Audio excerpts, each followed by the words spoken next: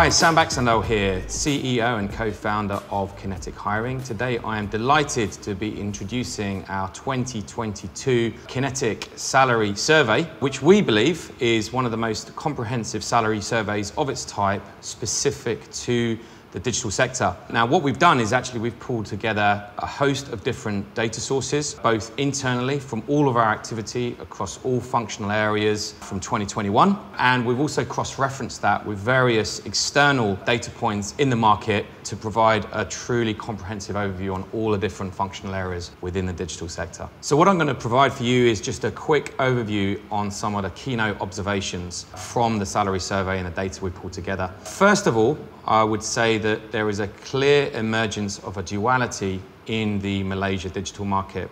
What I mean by that is for certain niche skill sets, like software engineering in particular, and for certain leadership functions, let's say for a CTO level position or a chief people officer position, there is not only the local benchmark to consider, but there's also a global benchmark, or at least a regional benchmark to consider. If we're looking at companies that are global and they're utilizing Malaysia or KL as a regional hub and therefore are competing for the very, very best talent in the region, talent that could quite easily work in any location and be exported to competing locations like Singapore or even Australia.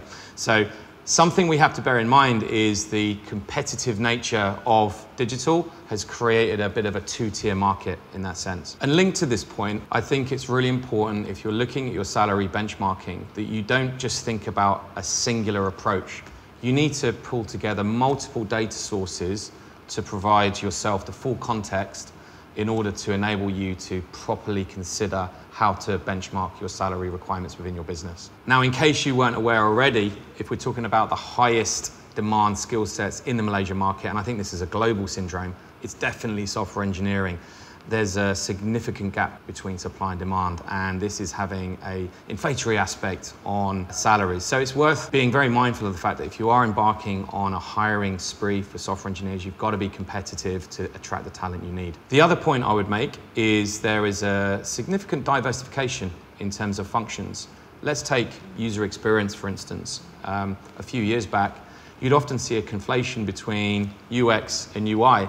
Now those two functions are hugely split out, so separate in terms of the type of candidate you're going to be looking for. And not only that, we're seeing the emergence of CX. So being very specific about functional definitions is becoming increasingly important as the digital sector matures in Malaysia.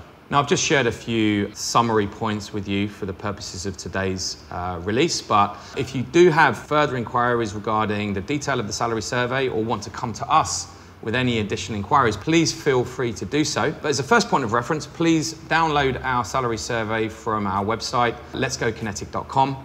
And as I say, feel free to come and talk to us if you've got any further inquiries about your salary benchmarking. Thank you.